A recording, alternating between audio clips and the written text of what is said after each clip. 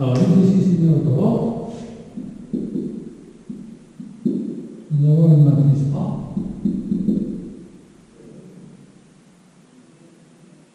Dans la diagonale est formée par le C, donc C, et ailleurs en dessous que la valeur A, partout. Ici au-dessus, la valeur B.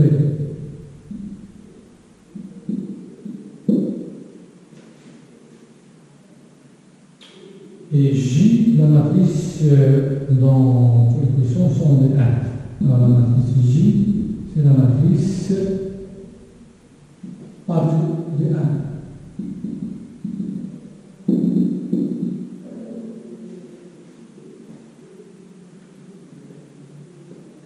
Alors dans la première question, on suppose que A a indépendant de B.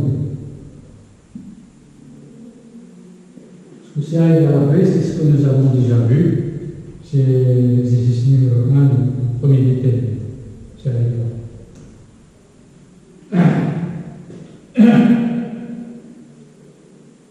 On va écrire si A égale à B, voir l'exercice 2, le déterminant numéro 1. Donc là, on va faire que dans le cas où A est indépendant de B. Alors, supposons que A est indépendant de B, alors démontrer que le déterminant est une fonction. Alors là, on considère cette matrice-là A plus XJ. Et on vous demande de montrer que ce déterminant de cette matrice, c'est une fonction affine de la forme alpha x plus bêta. Voilà ce que nous cherchons à montrer qu'il existe alpha bêta, des constantes, telles que, quel que soit x appartenant à K, nous avons ceci. Pour essayer de travailler dans C, peut-être pas. Car de manière générale.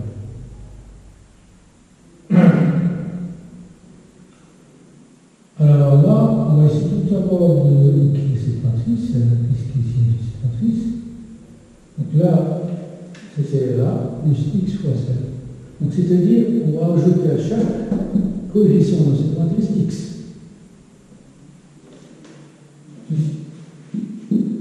A plus xj, c'est C plus x, B plus x, voilà. Ici c'est A plus x, A plus x, voilà la matrice.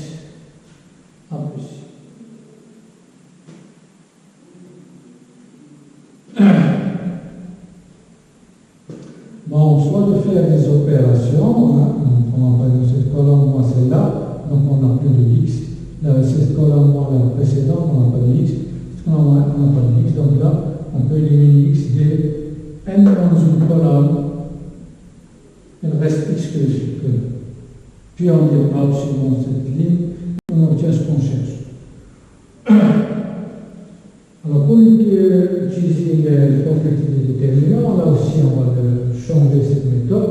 Donc, vous pouvez le faire directement, comme j'ai dit tout à l'heure. Ou bien, vous pouvez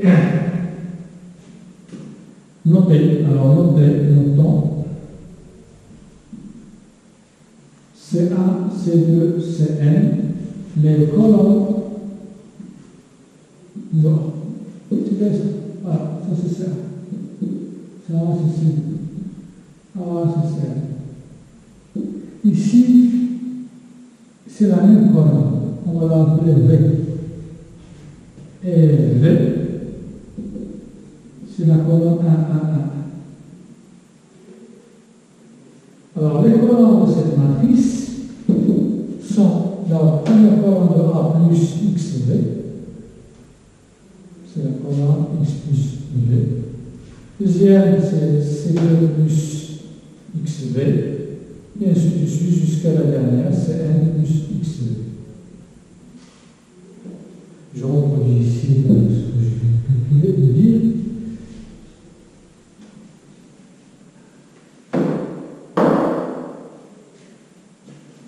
Donc là, déterminant plutôt la matrice A, plus J, A plus XJ. Ces colonnes sont C1 plus XV, C2 plus XV, Cn plus XV. Alors le déterminant d'une matrice, c'est exactement le déterminant des vecteurs colonnes dans la base canonique. Alors, déterminant de A plus XJ, c'est le déterminant dans la base canonique des colonnes. On va les appeler W. W1, W2, Wn, W1, W2, Wn. Donc,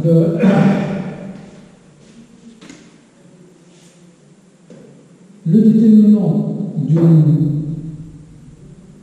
famille de vecteurs ne change pas si on ajoute à un vecteur une combinaison linéaire des autres. Donc ce qu'on va faire, on va faire WJ, on va remplacer par WJ moins WJ moins 1. De J égale à 1 jusqu'à N. Alors de J égale à 2. 1 plus 2, c'est ça, de 2, jusqu'à à partir de celui-là. Donc c'est égal à 1 dans la base canonique W2 moins W3 moins W2. Wn moins Wn moins 1. C'est ce que j'ai dit tout à l'heure, donc ça forme une colonne, c'est ça W1, ça W2, ça Wn. Donc on va laisser cette colonne avec ça moins ça, puis ça moins ça, ça moins ça. C'est ça ce que j'ai dit ici. C'est seulement avec déterminant des vecteurs, je vais travailler une matrice, comme ça pour voir l'autre façon de travailler des vecteurs régulière, déterminant d'une famille de vecteurs, déterminant d'une matrice. Déterminant, je rappelle ici, déterminant d'une famille de vecteurs dans une base, V1, V2, Vn, c'est exactement déterminant de la matrice de la famille V1, V2, Vn dans la base.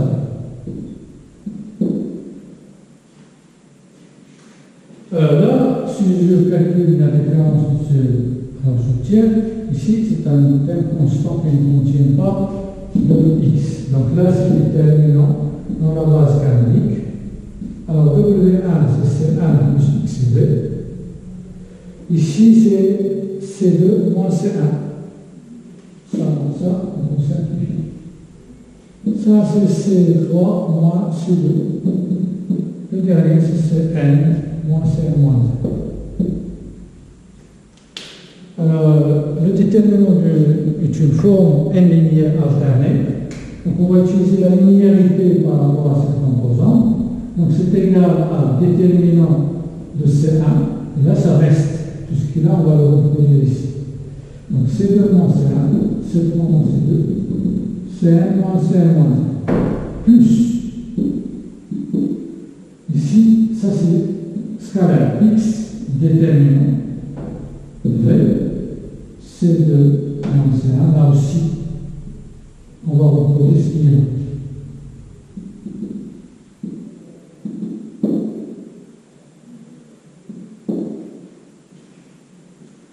C'est ça le déterminant de cette matrice, donc c'est égal à ce déterminant plus x fois ce déterminant.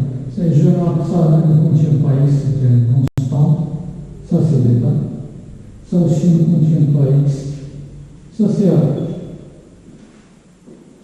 Donc déterminant de a plus xj, c'est égal à alpha. Alors ce nombre fois x plus ce nombre. Ça, c'est pour la première question. Donc, on va montrer que ce déterminant, c'est une fonction affine en x.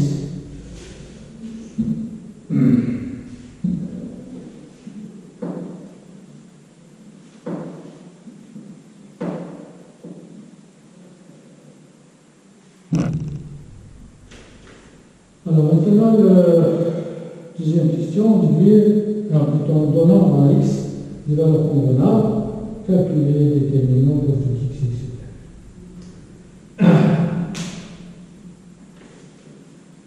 Alors, je reproduis ce que nous avons ici.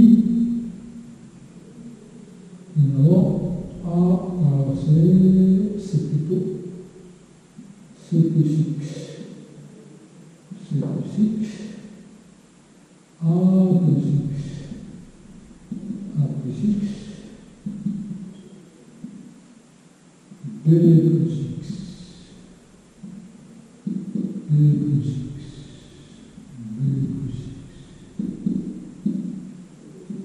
Ça, c'est égal à alpha x plus b. Bon, alpha et bêta sont des constantes.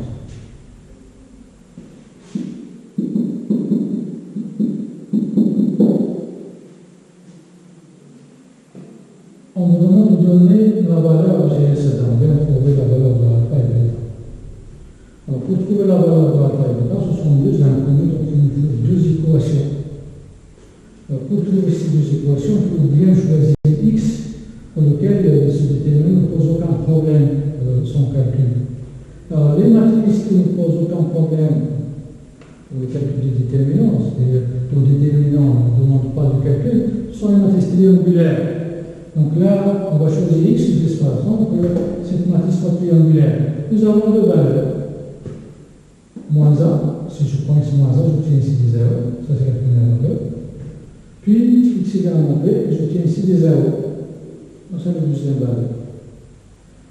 Puisque a est égal à b, donc j'ai deux équations différentes, donc j'obtiens alpha et bêta. Donc là où x est égal à moins 1, alors j'obtiens ici a à c moins 1 dans la diagonale, ici des 0. Ici, on s'en fout de ce que se trouve là. C'est b moins 1, mais on n'a pas besoin de sa valeur. Donc, le déterminant ici, c'est égal à ceci, donc ça c'est équivalent. Ça devient, cette relation devient, l'étoile devient. Voilà, est égal à moins alpha A plus b. Donc, ce que j'ai fait, j'ai remplacé ici x par moins 1. J'obtiens une matrice triangulaire, donc son déterminant ne pose pas de problème, donc c'est moins 1 à la puissance n est égal, et j'obtiens cette équation.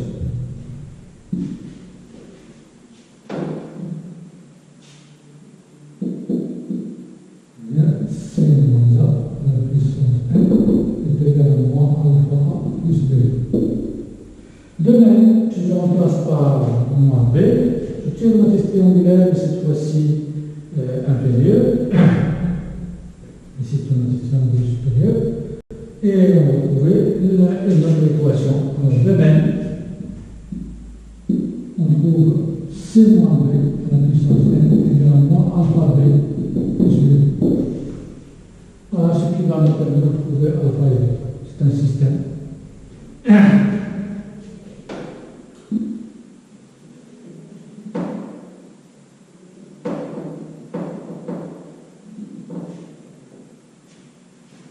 Alors, pour trouver alpha, il suffit de faire la différence. Alors, C moins 1 à la puissance n moins C moins B à la puissance n est égal à alpha b moins 1, donc 100 moins 1. Donc, on trouve alpha égale C moins 1 à la puissance n moins C moins B à la puissance n sur b moins 1.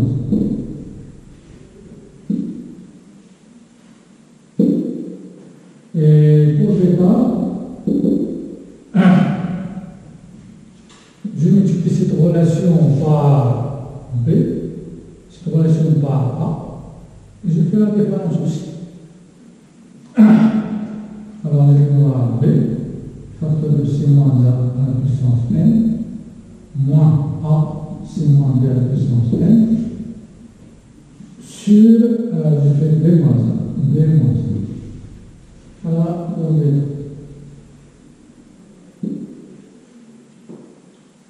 ça y est, on a trouvé le déterminus d'un risque pour n'importe quelle valeur de x. C'est ça, voilà. Alpha, c'est ça. C'est delta sur C. Donc, si on vous demande de donner le déterminant de A, dans ce cas, A, c'est exactement bêta. C'est la valeur de x égale à 0.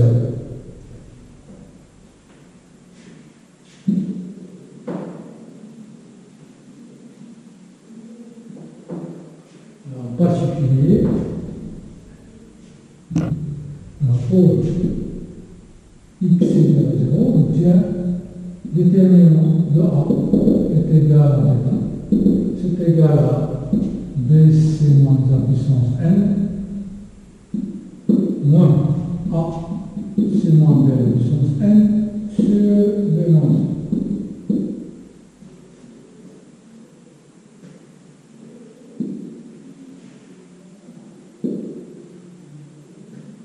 Voilà, c'est pour déterminer quel est pour A égale à B. Pour A égale à B, j'ai dit c'est un cas que on a déjà vu. Vous pouvez aussi le retrouver à partir de là. Il suffit de tendre x A vers B, parce que ça c'est vrai pour A dépend de B. Donc si on fait tendre A vers B, on peut trouver la valeur de déterminant. Et à la limite, quand B tend vers A, ou bien A tend vers B, comme vous voulez, alors on peut utiliser par exemple la formule de la dérive de celui-là sur la dérive de celui-là, de bêta.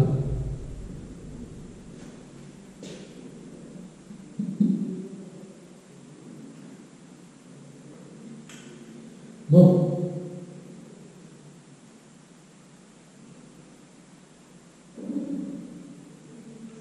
Exercice numéro 4.